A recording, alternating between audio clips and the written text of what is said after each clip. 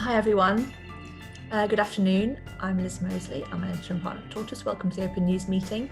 And as my colleague Matt Dancona said in a team meeting earlier today, the Meghan and Harry interview has killed COVID faster than the vaccine in terms of what people are focusing on, talking about, thinking about. And I have been reflecting on it too. And I think because of the existence of the interview, because of the content of the interview, and because of the reaction to the interview, it matters. And that's why we are going to spend some time today just trying to make sense of it, piecing together what we think is interesting, what is worthy of further examination, what it has revealed about how things are, what we didn't know before that is useful to talk about, and the sort of perspective which I have myself adopted many times when it comes to thinking about the royal family of, I think there's more important things, there are greater things in heaven and earth. I think it's quite hard to hold that line in relation to this, given what we kind of have to examine, which is about the relationship of the media with the culture in general, talking about race, talking about mental health, talking about the responsibility of institutions to look after people or not. So there's a lot to go at here. I'm sure you all have insights and points of view. I'm going to start with a poll, which we haven't done for a while. So if Liv could pop the question on the screen and you can let me know, did you watch it? All of it, from the very beginning to the very end. Please vote and we'll just get a sense of who is in which camp. I must confess that I had 3 think-ins back to back yesterday and another one at 8 a.m. this morning. So I haven't watched all of the interview all the way to the end. I've watched about 3/5 of it. So you've got, okay, interesting. So there are 44 people who haven't and about 28 who have. I would love to know from those who have, who wants to open the bidding for us here? There's a lot of ways in. Chris Cook's written The Sense Maker today, which if you've read that, he's picked out a few things. Firstly, about journalism and a race problem. Secondly, about this thing to do with the responsibility of institutions to respond to people who are struggling in relation to mental health and what have you. So I think that was a good a start as any, but maybe we'll go to Andrew Girdwood, who's quick off the mark and has, by the looks of things, read The Sense Maker, to open the gambit. I'm mixing my metaphors there. Andrew, are you there? Talking about this, journalism has a race problem. Yes. And, do you agree? Well, I do now. So first of all, I mean, well done, Chris, for not beating around the bush, for calling it when it became clear. But I have now watched Piers Morgan storm off a TV set after one of his colleagues called them, not directly, on the constant harassing of Meghan Markle. And if the football analogy where people write about it's clear now. It's one of those things. The minute you say it, oh yeah, of course. And we talk about what we need to do. We were talking about International Women's Day yesterday, and we have to shift the culture. And media is so important in defining culture.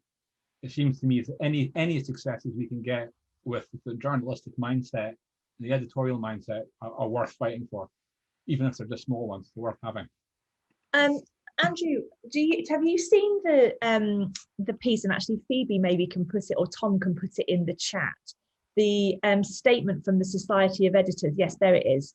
That has been made. Has anybody had a chance to look at that? Which is a very strongly worded rebuke of the accusation made by the Duke and Duchess of Sussex in the interview that the British media in particular is racist. I don't know if anybody's had a chance to read that. But it is quite an extraordinary thing. Actually, I've just noticed Lucy Huberman, who's done the whole 3 hours of This Morning with Piers Morgan. My goodness, Lucy, are you okay?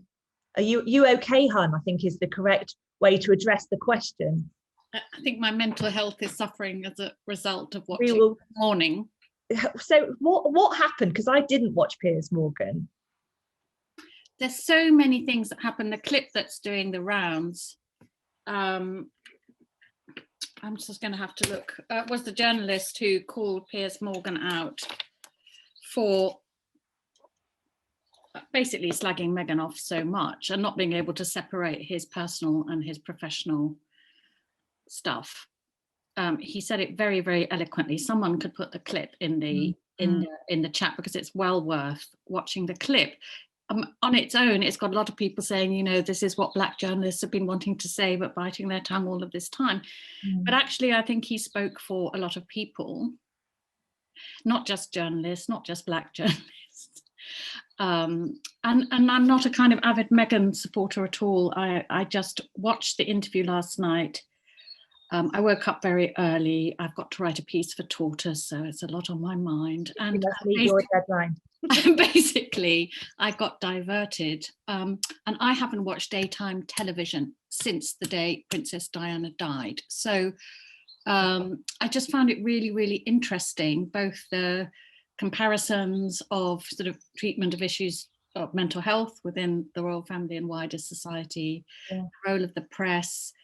I have to say, just there was just so many things that happened this morning. I don't remember the name of the female. I think she's called Susanna Reid, the co-presenter. Co-presenter. She was a marvel. She managed to just steer the whole 3 hours through the sort of ego-driven contributions of her co-host and the other contributors. And you should have watched her facial expressions all the way through. I mean, she couldn't quite keep it together. But I know he's meant to be a draw, Piers Morgan, but I just really feel it's gone beyond the pale. I'm sure other people have things to say. Meanwhile, I can consult my notes and have something more interesting to say later. Thank you, Lucy. There have been some interesting, the sort of fallout for ITV, I've noted. We obviously had Carolyn McCall on for a Thinking a couple of weeks ago, one of our Tuesday morning Thinkings. And at the time, the sort of the most controversial thing that she was talking about was Love Island. They obviously have in the midst of time the Jeremy Kyle sort of horrible tragedy that unfolded there. But in terms of responsibility as a broadcaster, and they're a big voice in the mental health space too. And I can just note Phoebe reminding me of Caroline Flack as well. It would seem to be that there sort of feels like there's an issue with Piers Morgan and with that whole proposition, that it feels personal, it feels like bullying. There's something really off about it. It doesn't feel like it's a journalistic exercise. I might come to Phoebe actually, because you shared with me a piece that you thought was particularly interesting as a take. Yeah, so I read a few pieces, mainly around the Society for Editors, because not, you know, I think we kind of mentioned it this morning that, you know, it's not navel gazing. It has like a real world implication. It's not just the media, like it has an implication outside. Headlines do make a difference. It's not just about the internal media. So Ash Sarkar had a really good take. I will drop it in the chat. We had her on for our Thinking on Cancel Culture, but you know, I just follow her anyway, and she was talking about how the American aristocracy is very different to the UK aristocracy. You're kind of thinking about Beyonce, Jay-Z, Baraka, Michelle, Serena, Oprah, that kind of community of people. And I think, you know, there was a really good line, was that Meghan and Harry have escaped the amateurish colonial indignities of British feudalism for the comparative inclusivity of the American aristocracy. You know, the Duke Duchess of Sussex deal with Netflix is very similar to the one signed by the Obamas. They're doing stuff with Spotify. There's kind of like something different there, and she kind of played into the stuff with Diana as well. And you know, the similarities, which I thought was interesting, was, you know, on a quick scroll on TikTok, I actually saw, you know, lots of young people sharing the Diana interview from Panorama alongside the Meghan Markle interview. So, you know, I think Lucy said it as well, the last time she watched was that interview. You can kind of see that there, you know, her comments about feeling trapped. So yeah, so I just thought that was like an interesting way to look at it, and it was, I think, that comparison, that American UK comparison, and you know, we're talking as well about the fact that they kind of found refuge in California, and they, you know, that's what shocked me most, was the lack of security. Like that's where they then felt safe. They didn't feel safe in their own country. that just seems incredibly awful and sad to me, that they, you know, Harry grew up here and he can't live here. That's just, you know, the facts of it. There is something about that Ash Sarkar piece about the American aristocracy pulls at a thread that Meghan talks about in the very beginning of the interview, where she talks about, you know, I'm from LA, I've grown up around celebrities. She's talking about the part where she meets the Queen for the first time when they go for lunch. And she's like, I've got to tell you, this is not the same. It's not a celebrity world. And she didn't realize that. And I've thought a lot about that context, right? So to your point, she says, my mum asked me whether Diana had ever done an interview. It's inconceivable to me, the age I am, being a British person, that somebody would not be aware of the Diana interview. It was sort of the TV moment of the 90s. You know, it was the most extraordinary thing. I can remember it crystal clear. I can remember exactly where I was, all of that. And that Meghan didn't have that context either, weirdly. That to me was staggering. And that sort of the fallout, if you like, now, the sort of refiguring of what America, how America sees Britain through the lens of the royal family as a consequence of this, I think is really significant. I think it's material, you know.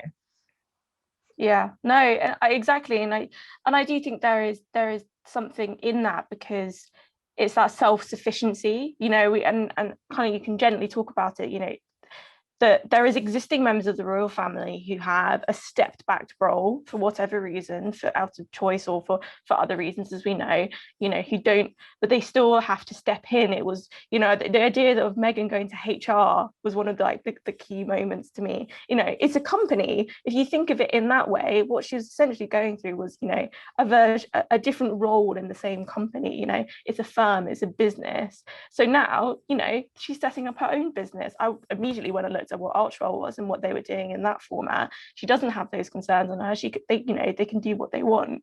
So maybe like that plays into it, which of course kind of lends into that classic American meritocracy of it. But that whole narrative of just like the thought of her going to HR and just saying, you know, just like generally like, I'm having suicidal thoughts, and not having a response, you know, something that we look at a lot is, you know, employees looking after their staff. And that was one of the things that like really like hit home for me.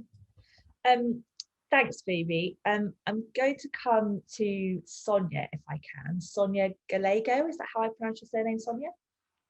I'm taking just your comment in the chat has caught my eye. Are you there, Sonia? Yes, it is. Hi, Sonia. Yeah. Hi. How are you doing? What? Sorry, could you repeat that? Oh, I just was interested in your comment in the chat that you put about punditocracy, which is a word I haven't heard before. Oh, maybe punditry would have been a better word. Yeah, I mean, coming from a journalism background, I mean, I just think that every single newsroom has its own version of Piers Morgan, and sort of it could be a passive aggressive way or an aggressive way. But I mean, for years, this has been the sort of way of doing things where, you know, you have a very mouthy, loudmouthed editor or not, or someone in there who behaves like this. And so consequently, bullying is built into a system, and then it sort of spreads out. In order to be successful, you need to have those kinds of forms of behavior to be able to do your work, to go out there, to get the exclusives and all that sort of stuff. So I think, you know, for years this has been going on. For years, people have been sort of complaining about how this has really sort of gone out of control, but you know, it's not being listened to. And of course, when it's sort of being rewarded by being given sort of big contracts, prime slots, whatever, you know, you sort of wonder, hang on a second, that you know, there are real sort of idiosyncrasies with this. You can't sort of blame this kind of behavior and at the same time give it a huge platform. You know, there is no sort of consequence that is being done for this kind of yellow journalism that is constantly being rewarded for such behavior, like, you know, Piers Morgan has displayed. And the irony, of course, is that once he is challenged on this, he sort of drifts off and is, you know, forgive me for using this language, but is triggered and can't deal with it. Sonia, thank you. Have you read, you said you're a journalist by trade. Have you read the Society of Editors statement about this whole thing? Sorry, yes. And what did you make of that, tonally and substantively? About the not racism comment. Yeah, I thought it was disingenuous, to be honest, because I think, I think for a long time, I think that it's only been very, very recently that I think conversations have started to become a little bit more, I don't want to use the word guarded, but considered, perhaps, where other people's feelings are being taken into consideration because newsrooms are becoming more diverse. I've got a career that spans about sort of 20 years in the industry. And I can tell you that I've only started seeing the difference in the last couple of years or so, including the pandemic year, where perhaps a lot's been protected. But, not just the racism, not just the classism, where it's weirdly enough, like where people sort of or middle class sort of backgrounds are desperately trying to outdo each other and who's got the better contacts, who's more connected and all this kind of stuff. And they do this by routinely, forgive me for using this word, by shitting down.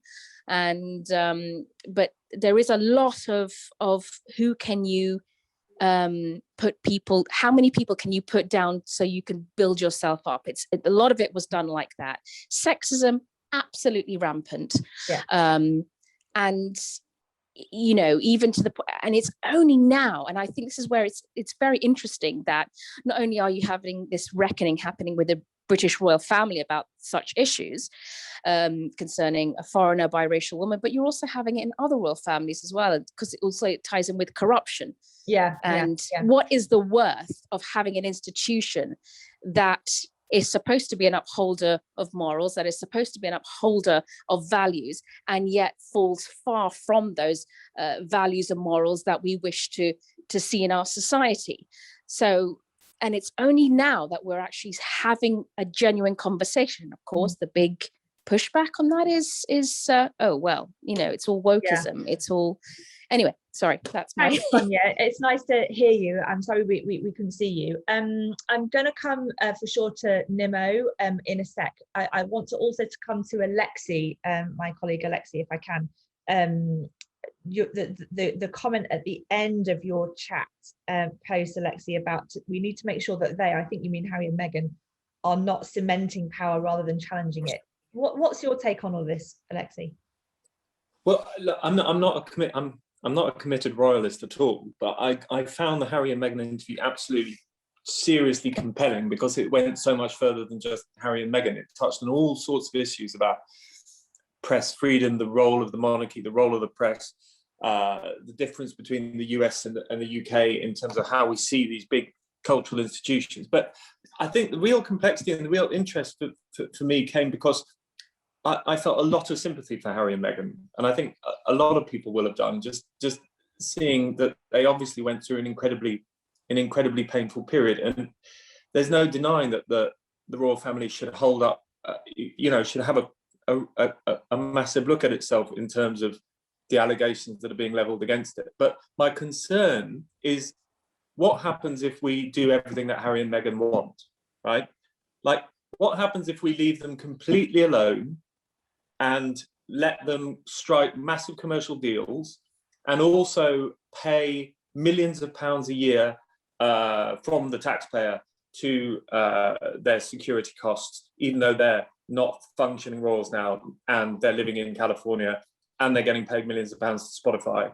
And if we make sure that no negative stories appear in the press about them, do we want that sort of society? There is an inherent tension in a free society that comes from a free press scrutinizing public figures. That is not going to make public figures feel completely comfortable the whole time.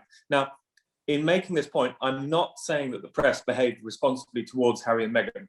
There were definitely elements for the press that did not, behaved abhorrently and racially motivated, and there's no denying it. I can't believe the Society of Editors came on Twitter and denied it. It's outrageous, but it's not it's a complex issue, because we don't want no scrutiny at all. We actually do want some salacious stories, I would argue. We do want some kind of people asking difficult questions about, you know, whether she's getting her dresses for free or not. You know, all of that stuff sounds a little bit frothy, but if you add it all together, it's what makes up a society where you have a press that's questioning public figures. And I think that's really important, and we shouldn't let go of that idea. And you know, the other point I would make is on the money. I think that Harry and Meghan talked a lot about how they were funded by the monarchy and how it was unfair that they were cut off by their family. But the monarchy is effectively, we are funding that. So all the questions around money are, do we as a taxpayer want to pay for Harry and Meghan to have security? And we might think that we do, and that it's justifiable, even though they're living on the other side of the world. But it's an appropriate question to ask. It's not something that we should just take for granted and accept that it falls under this mantle of whether or not they felt physically safe. That's giving Harry and Meghan a bit too much. Okay, thanks, Alexi. I would like to get into this dynamic a bit more about the relationship, the symbiotic, you might say, relationship between the royals and the press. I think that the dynamics about racism, I can see Luke and Yasmin and Nimo and people talking about, you know, perhaps the most non-news story ever is, you know, royal institution appears to be somewhat racist, you know, not shock kind of thing. It's certainly shocking to hear it articulated in the way that we heard it, for sure, in the detail of it. I would like to really try and get into this relationship with the press, though. Maybe let's try Abiola, because I think you're pointing out the difference between the scrutiny on Harry and Meghan relative to the scrutiny on other members of the royal family, and that you can't avoid noticing in terms of what is and isn't deemed fair game. The sort of the harumphing tone, the sort of rather petulant tone in that statement from Society of Editors was kind of, we've played the game, so what's their beef, if I paraphrase. Whereas there's Prince Andrew, there's Prince William, there are all sorts of other members of the royal family who don't get this kind of stick, and it is very difficult not to interpret that in a racist way, as far as the media is concerned. Are you there, Abiola? Maybe she's not. Or Nimo, maybe that's something that you could talk to, because you've been in the back and forth in the chat too. I am, but I'm just in transit, so I'll just put my mute on. Sorry, not my camera. Okay. Just trying to get some lunch. Okay. Sorry, Liz, can you repeat your question? So I was just talking about reflecting on the relationship between the royal family and the press, the media, and the tone that you pick up in the statement from the Society of Editors saying, you can't say that we're racist, we've played their game, they've just gone off in a huff, essentially. I know I'm being reductive to make the point, but then there are other members of the royal family who just aren't subject to this same scrutiny, and it's very difficult not to draw a sort of racist interpretation of that as far as the media is concerned. Yeah, and I just think ultimately, like, you really have to question what's being asked. I think everyone or most people are open to the royal family or like other institutions being questioned. But I saw in one of the bonus clips, because I'm that excited about this topic, was that, like Meghan said, and I'm not passionate about the royal family like on a day-to-day basis, but Meghan said, you know, if someone posts, like if I posted a picture on Instagram now, and everyone on this call saw it, does that then give them a right, does that give everyone on this call a right to see every photo I've ever taken in my life on all of my computers and all that stuff? And I think that was her rebuttal to this whole concept of like, well, you've played the game now. And I think that's interesting food for thought. I think just the second thing is that ultimately, like, the comparisons that we've seen them in the media, the things that Oprah mentioned, I've seen them on Twitter nearly every day since Meghan and Harry started a relationship, is that we're saying, you know, it's not racism or it's not this, you know, it's scrutiny, but then two different members who have married into the royal family are eating avocados. One is, you know, looking after herself, and the other one is funding terrorism and deforestation. Like, why is that the case? And I think one thing that I just want to point out, which speaks to this, is that okay, fine. The trailer, the adverts were inflammatory and obviously meant to cause drama. Ultimately, I just see this as entertainment and not some grand revelation of Harry and Meghan being beacons of like societal progression. I just don't see them as that kind of that group. But after those came out, the immediate response from the British media was, "Oh well, we heard she's a bully, and now and apparently now there's being an investigation." And I think there are a lot of people, especially Black women, who, when you speak up, that word bully specifically comes up.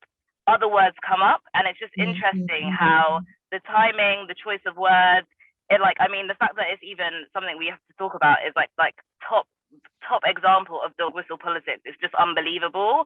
Yeah. And I think that's kind of been the interesting thing in this, is that it's so blatant that I think it really does take the temperature of the entire nation. Unfortunately, we would like to think that more people are outraged and whatnot, but clearly they're not. Piers Morgan said all sorts of things in the last few years.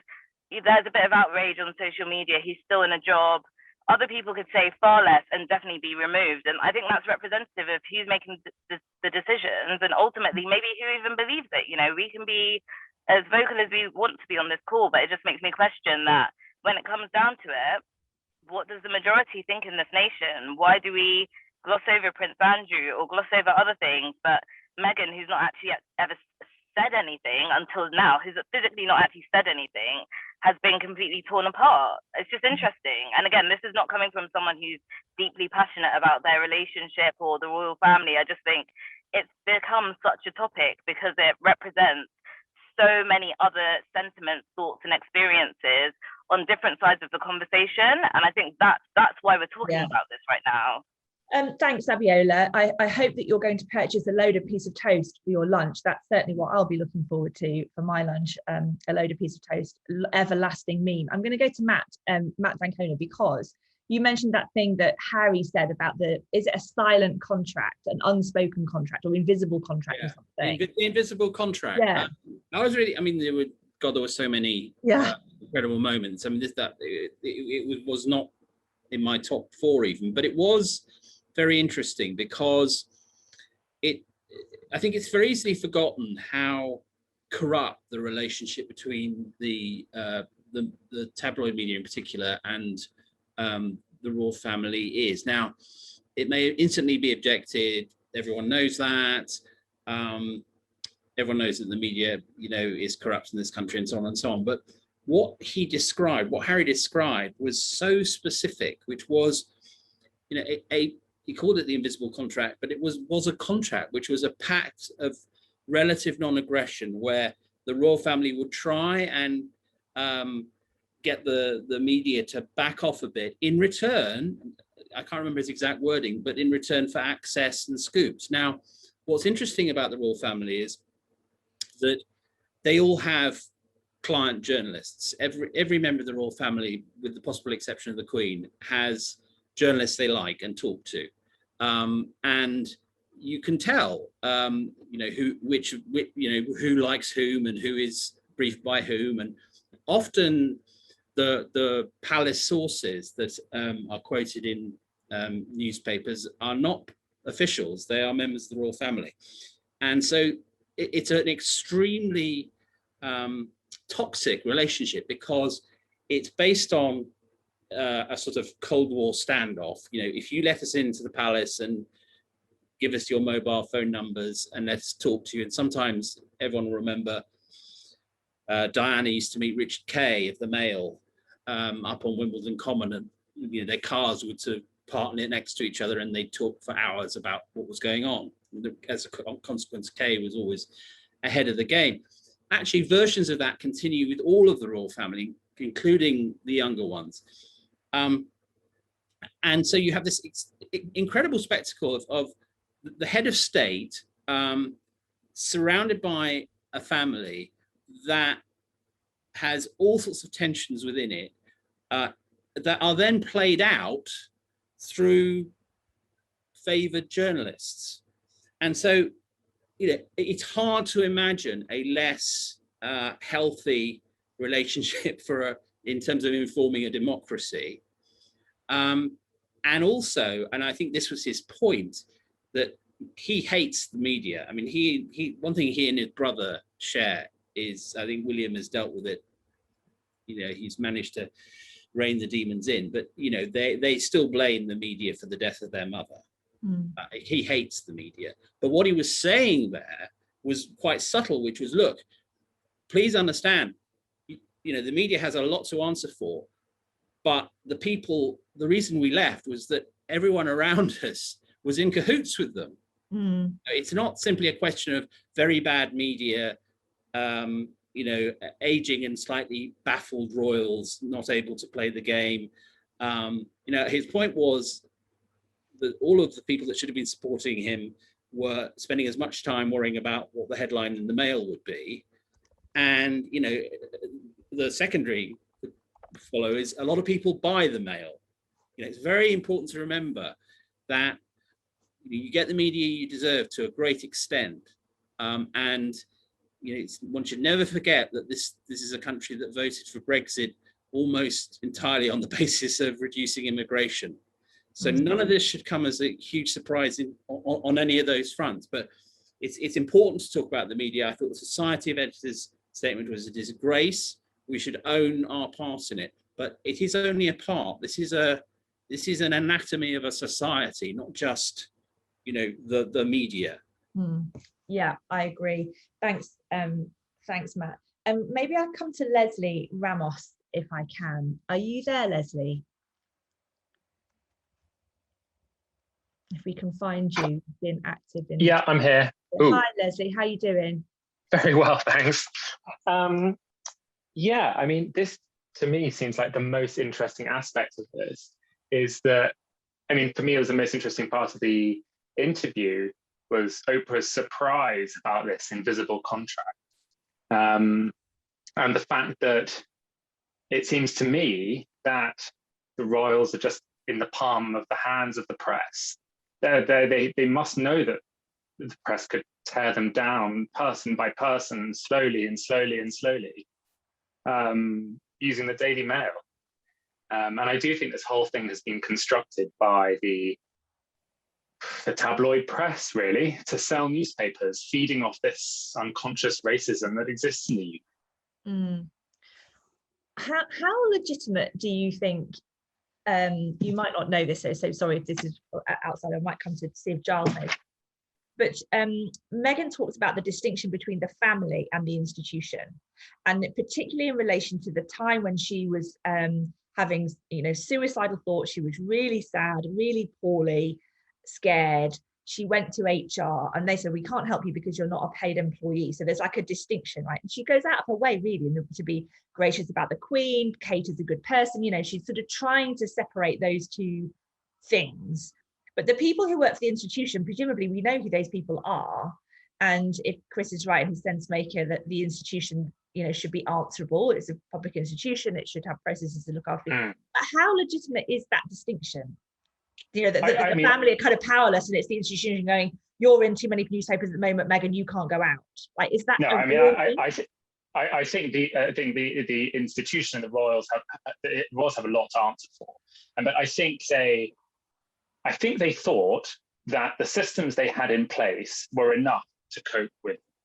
You know, the systems they had in place to deal with stories about Eugenie going to a party, or you know, someone, you know, doing something a bit silly. The kind of royal stories that we're used to were enough to cope with this Meghan thing. And I think it was very short-sighted, and they shouldn't, I mean, I feel like it's an institution that sticks to these old-fashioned rules. I mean, she also mentions the idea of their change of status because Archie is, you know, now a certain distance from the monarch, and et cetera, et cetera, et cetera. I think it's to their failing that they keep sticking to these rules without actually looking at the broader context of what they're doing. And it keeps tripping them up time and time and time again. Yeah. Thanks. Tessa, where's your head at with all of this? Tessa Murray, let's unmute you. Hiya. Hi.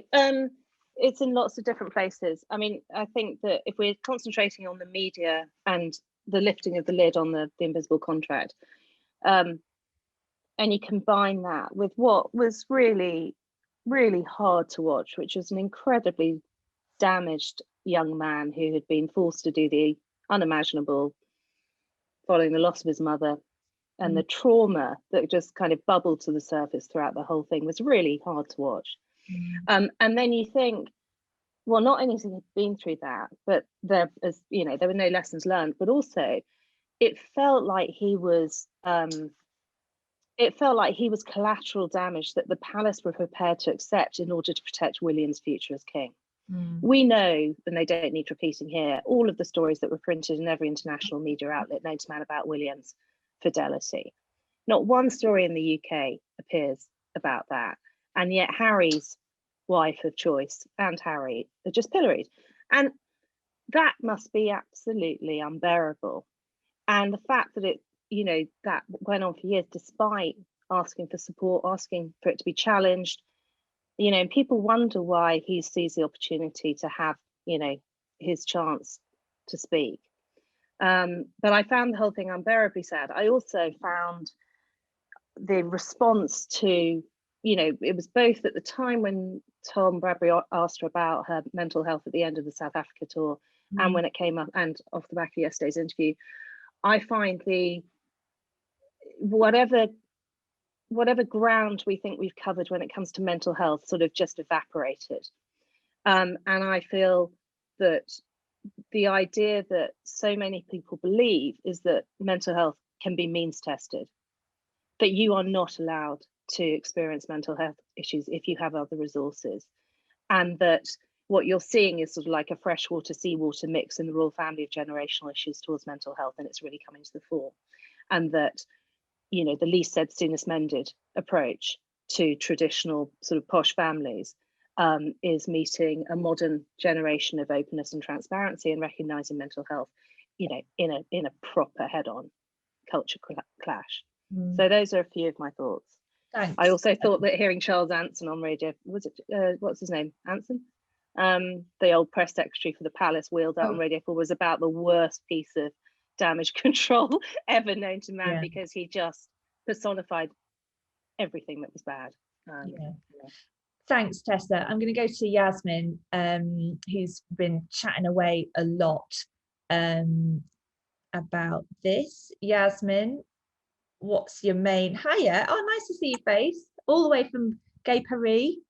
Yes, I made it out. I mean, I have lots of thoughts. I've lived on Twitter for the last 48 hours. I'm not sure what I can add that is that will be of extra value. I think what's interesting to me as a non-Brit is like the things that people are surprised about, which seem fairly obvious, and the things that people are not surprised about, which seem more interesting. And I'm curious about, I suppose, you know, lots of people have asked whether this is a watershed moment for the royals or not. I really, to be quite honest, don't think that much is going to change for the royals unless there is some sort of campaign, because I mean, like the Diana interview was massive and not much changed structurally. I also think that both Meghan and Harry didn't seem to actually want to change that much. They wanted to be good royals, right? They both of them talked about how much they love the Queen and how much they tried to do the right thing and so on.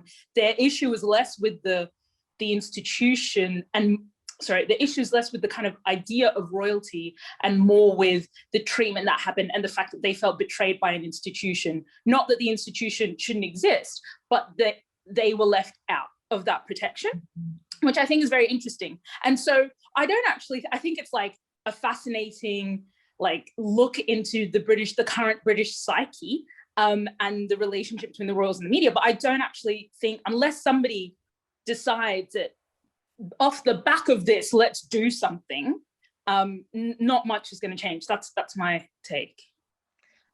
Thanks, Yasmin. Nimo, are you there? Hi, I'm outside, but can you hear me? Yeah, I can hear you. Hi. Yeah, Hello. I don't really have anything of value, like Yasmin said, to add really. I think that this has definitely been a case of like billionaires like interviewing two royals and like an argument amongst aristocrats and stuff. And for me, it's just been kind of an anthropological study into what's going on with these this, I think, the striking thing to me that this hasn't really been about challenging power. I think Meghan's comment about being a representation for people in the Commonwealth was really tone deaf to me, and it was like there is a huge blind spot of like understanding the extent to which colonial power and violence has, you know, built the monarchy, and I think that there is a huge blind spot in like probably Meghan's understanding because she's American, but in all of our understandings, I didn't really know much about the royal family until I watched The Crown, which isn't the greatest education of nothing. But yeah, I don't know. I just think that this, and my second point throughout this whole thing has been from the get-go a racialized discussion about Meghan Markle.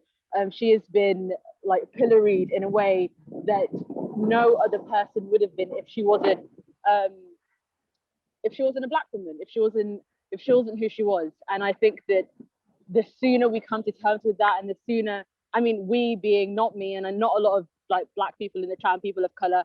Yeah, Yasmin's point, she is so light-skinned, and this is the response that she got. And I think that I was really struck by the shock from the British media about the discussions about Archie's skin tone. I was just wondering, where have you all been? Like the institution that is based in racism and white supremacy and colonial violence is racist. Shock. Thanks, Nimo. I wonder if I'm going to go to Giles. So stand by for anti-royal perspective. Giles, we're going to do this again, not the same conversation, but a different one on Friday in Sensemaker Live. But there's sort of lots of stuff in the ether. I guess I'm coming to you with the question, so what? Because mental health matters, employer responsibility matters, racism obviously big problem. So what?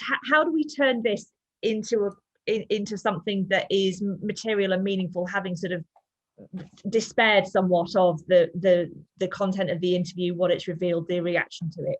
Kind of where do we go with it? Well, I think two answers. One, on a practical level, I actually thought Meghan did quite a good job in the interview of trying to relate her ostensibly very unusual circumstances to those of everyone suffering mental health problems. She brought it back like a pro two or three times, saying this isn't just about me, it's everybody who's found themselves in such a lonely, miserable place. So that's one answer to the so what, and it's one that Harry that has articulated as well before all this, you know, when he first went public with his own mental health problems. But the other answer to the so what question is head of state. So I entirely agree with what Nimo just said, that this has been an absurd conversation between the billionaire owner of Harpo Productions and two totally atypical people. One's a prince, and an under-acknowledged aspect of Meghan's life is that she's an incredibly smart, talented actress who's made it in the most competitive industry in the world. And then we're asked to believe that she's a lightweight compared with the Queen. I don't know where to start. But I would go along with Nimo to dismiss the whole storm as one in a teacup, were it not for the fact that this institution provides the UK's head of state. You could go one further and say, so what? Because we have a parliamentary democracy in which, you know, all executive power, or most of it, is vested in the Prime Minister. So the head of state is a nothing anyway. But it isn't. You know, they do run the Commonwealth. They do spend a heck of a lot of our money. They do, as we found out just recently, have a claim on billions more from North Sea wind leases of all the ridiculous things. You know, that I'm sorry, but you know that shouldn't be their money, or even a quarter of it, which is what the Treasury passes on. So what? So a lot on two fronts. Yeah, thanks, Giles. I'm going to ask James Harding, who's in the office, it looks like, in the newsroom. Hi, James. You've just private messaged me 2 big so what's, some of that Giles has kind of touched on: moral authority of the monarchy and the trade-offs between accountability and privacy in the press. I guess, so I understand those 2 sort of big pillars. I guess what I'm trying to get at with the so what is, what can change as a consequence? So what is going to happen inside the palace? Are they panicking? Do they care? What will happen as a consequence, or nothing? So I do think, by the way, that let me just tell you one thing, Liz. I got an email from a friend in the States who'd watched it on Sunday night, and she wrote to me and said, "What's going on with your country?" Right? And her point was financial crisis, Brexit. We've seen what's happened with the pandemics. Now the royals seem to be coming apart. Brackets, are you about to lose Scotland? Right? And there is a whole set of things where we're asking questions about our future without any good answers. So I do think there's a kind of big what's happening to Britain question, which is a sort of so what. But I saw Phoebe said in the chat, oh, nothing much changed after Diana. Actually, I thought things really did change. If you go from 97 to 2012, the London Olympics, and the video of the Queen coming out of the, all of that into the Olympic ceremony, all of that, something had changed. And there was a genuine recalibration on the side of the press, particularly around use of paparazzi and that. And then of course it crept back, but there was also the return of real organization and grit within the royal family about the way in which they operated and who's spoken about what. I think there are 2 things now. One is, and I don't know the answers to these, I don't know what happens in politics when the Prime Minister's poll ratings get way, way ahead of his own party, right? But what we've got in the UK now is the Queen's poll ratings way ahead of the monarchy, right? Mm-hmm. And that means you've got a whole big set of questions. And I think they all come to Charles. How do you organise it? How do you organise the finances? How do you organise the comms? How do you organise the sense of purpose? Because listening to Nimmo, it's really striking to me that a lot of people think that about the monarchy, and how do you change the dynamic, especially if you don't have Harry and Meghan there who are kind of able to help you do that. But I think for us, the only thing that I think are the sort of so what that it comes close to home is, I think it's really pointless to be defensive about the press in this, right? Because the media has a big part in this. And the question, and it's not easy. I'm not one of those people who goes, oh, it's really easy, you just don't cover the royals. Well, no, they're a real source of power in this country, and they're really important issues of accountability. But nor am I someone who goes, actually, no, you've got to have such total respect for their privacy, and you can entirely hand over to social media to communicate what they're doing. Well, then you've failed in terms of accountability. And it seems to me as though, that's the reason why I'm struck, like others today, by this phrase, the invisible contract. I think you want to bring that contract out. You want to really have a good think about it. And I think the press has a role to do in calling that out themselves, saying, well, how much do we, I know, I did this editor's voicemail a couple of weeks ago on anonymized sources. How much do we go along with that? How much does the press allow that to be standard practice, right? And without at the very least explaining it, right? And not rather than taking it standard practice. And there's a question for the social media platforms is, how do you deal with accountability when you have huge reach? So I just think in the media side of things, there's a big set of questions that are proper so what's. Yeah, agree. Thank you, James. How's about William Jeremy? You've dutifully sat there again with your little hand up. What's your 2 penneth on this? Well, lots of things. I feel very, very sad that we have lost 2 very articulate, very both modern and ancient souls for what could have been the modernization of the monarchy, which is much needed into the future. But I also think that we have a sense of duty both towards them and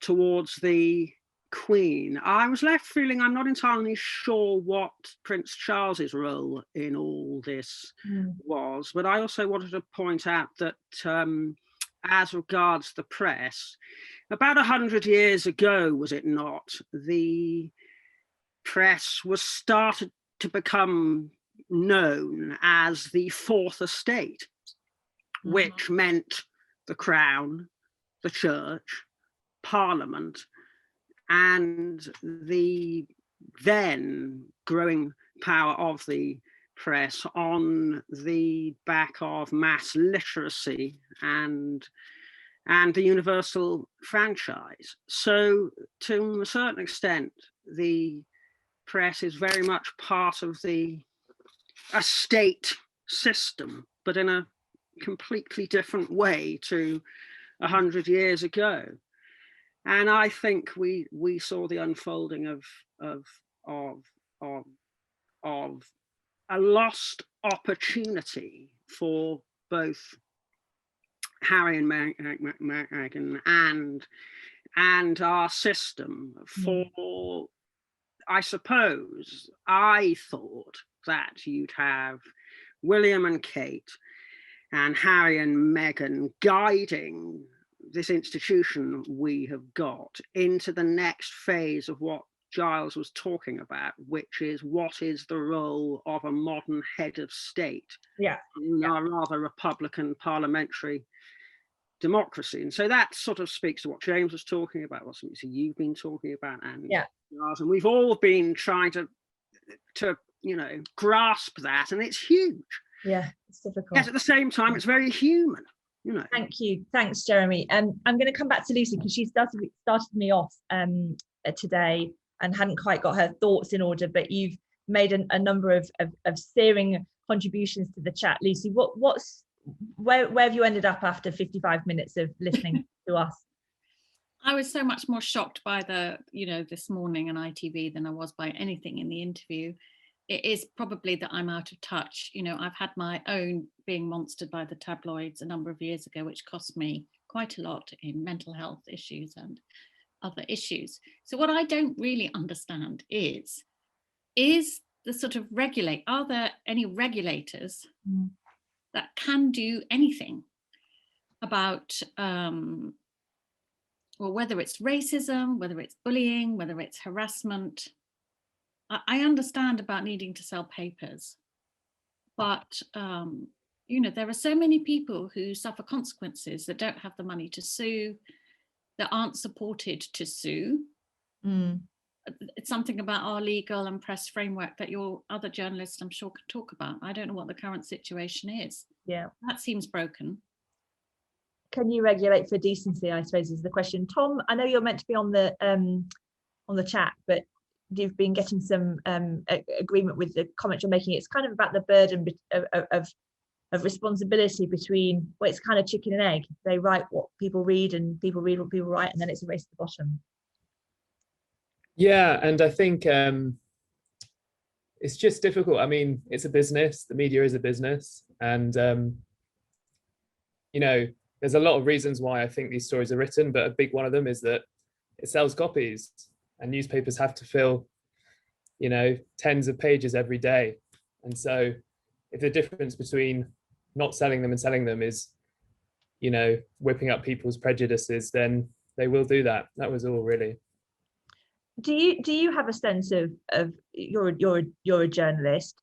You talked about this kind of, there's a complicity between news outlets, where they don't expose the sort of wrongdoings, procedural wrongdoings. Is that what you mean of each other? Yeah, I guess so. I mean, there's no adequate regulation either, is there, really? That makes a difference to what newspapers report. I think there's also just a hesitancy from journalists so that they don't have the light shone on them as well.